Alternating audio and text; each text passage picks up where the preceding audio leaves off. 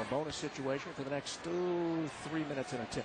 Parker will tell you how supportive her family has been in the move to Los Angeles, but she always says Lisa Leslie is right there, Delisha Milton-Jones, Michael Cooper. They talked to her about playing weight, about the rigors of the WNBA, the travel, and she said it hasn't been an easy transition, but with players like Lisa Leslie, it's been an easier transition for me. In our last 4 games, coming into this one, 45 rebounds for Candace Parker. Free throw makes it a 9-point game. She has the quicks to get in the rebounding position. 10 points for CP. Latta to Lennox. Never drew iron on that one. But a rebound and a reset for Atlanta. And a good help defense by the Sparks that time down the floor. Talk about long distance. My goodness. A lot of fire from almost midcourt. Had to with the shot clock. Here come the Sparks. Milton-Jones gets it in. It's a 7-point game. 10 points for Milton-Jones. She joins Parker in double-digit points. Starting it on defense. See if the Sparks get the offense again through their defense, which they did that last time down the floor. Tamara Young inside. To Bales. And another offensive rebound. Boxing out better for the Sparks this quarter than the first quarter. Rebounding, help defense better for the Sparks. Taking it down to the 2-minute mark remaining here in the first half. Young drives on Parker, and we've got a 3-second violation inside. Sparks will get it back on the turnover. 6 turnovers now against Atlanta, 5 against the Sparks. Here's Coop. Sparks are on a 9-2 run in the last 3 minutes, 50 seconds or so.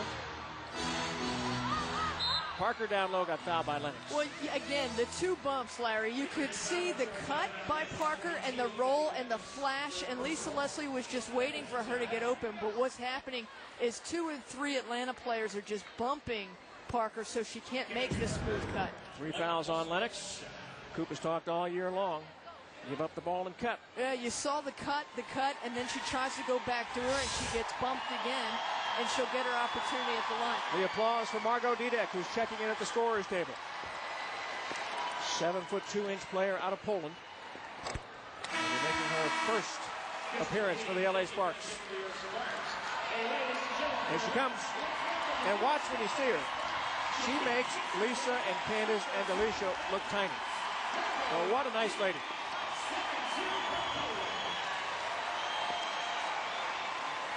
Back in '98, first overall pick in the draft by the old Utah Stars, played 5 years there. And moved on to San Antonio when the franchise moved. 2005, traded to Connecticut for Katie Feenstra, who's now on the court for Atlanta. And here she is. Watch how much space she takes up at 7'2".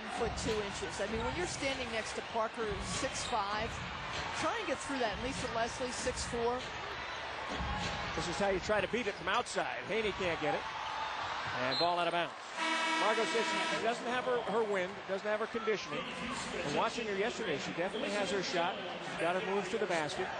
And Coop says, block some shots, get some rebounds, play some defense. That's all we need. I was talking to Christy Thomas at practice yesterday. And by the way, nice to see Christy off the crutches after her knee surgery. That's Feenstra inside. We've got 1:20 to go. Sparks have cut it down to a 5-point game.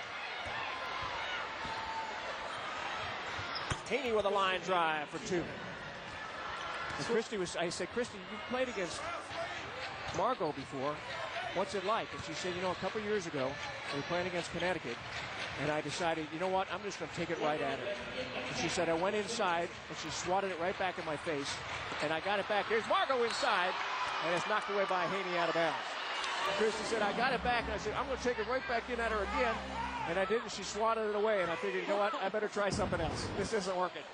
Didek brings the ball down, which I don't know why you do when you're 7'2". It's something Marianne Stanley was working on the post players before the game today. She said, don't bring it down. These guards are too quick. They'll swat you. Inside of a minute to play. Bobbitt, I think she was trying to bounce it. I don't know if it's for D or for Margot. Didn't get to either one of them. Now you look at Bobbitt at 5'2", try to get it to the 7 to Didek, and it's just a tall order. Literally. 45 to go. Sparks have trailed by as many as 14 points. And now down by 7. Milton Jones with the tap. Now Lana. Taking it all the way in. Yeah, she turned it over, didn't she? Yeah. Put a palm on the basketball. 7 turnovers now against Atlanta.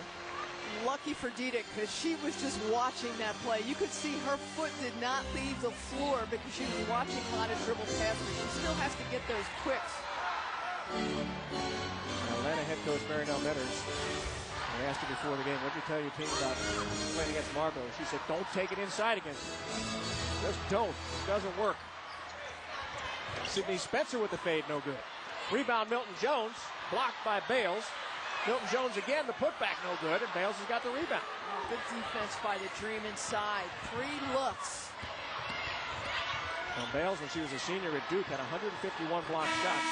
So one shy of the NCAA record. Final shot off the iron at the buzzer.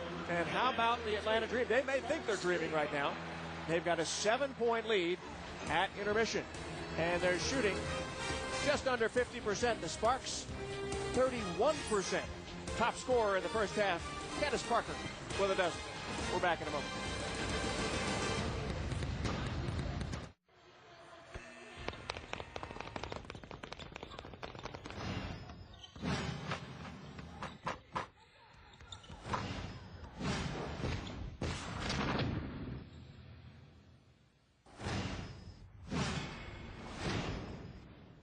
It's showtime.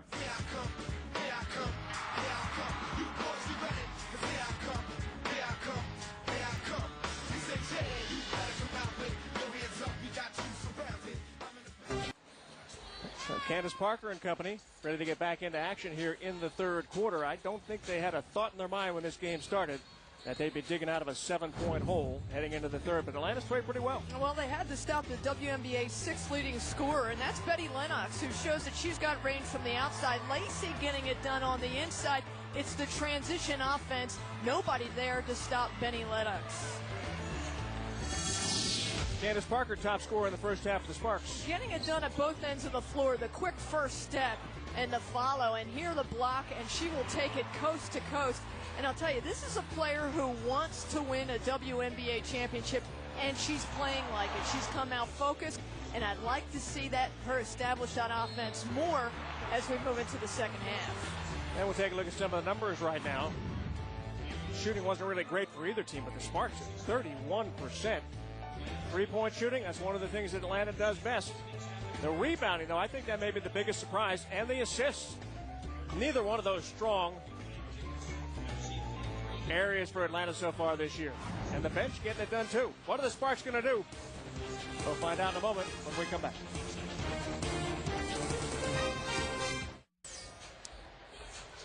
Atlanta up 42-35. Let's go downstairs, check in with Lindsay Soto.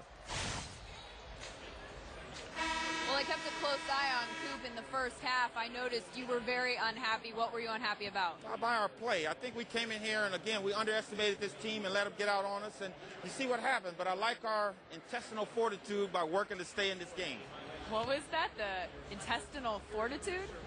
It's a big word for me, Lindsay. I guess, right? Just whip out the thesaurus. We talked about your guard play before the game today. You were happy with the way they'd played in the last 5 games. Assess their performance tonight. Not happy with them now. I think Bobbitt and Tamika Johnson are just letting us amble around and not getting us anything, and they're missing our posts. But again, they're wrong.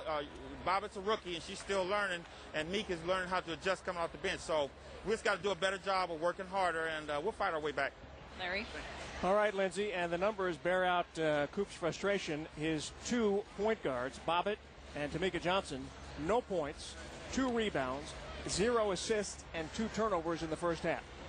Bobbitt's minutes have increased throughout the year. Of course, she wasn't given the reins in the early going. She needed to get her feet under for the WNBA, but we would have expected her to be a little bit more seasoned in the scoring column, and that has increased, but not to the likes where they'd like it to be to get ready for the playoffs.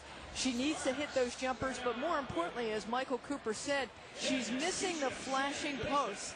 And when you're missing those opportunities, then you're just forced to create and break it down on offense, and you can't take advantage of the 3 Olympian strengths. How far has Shannon Bobbitt come, however?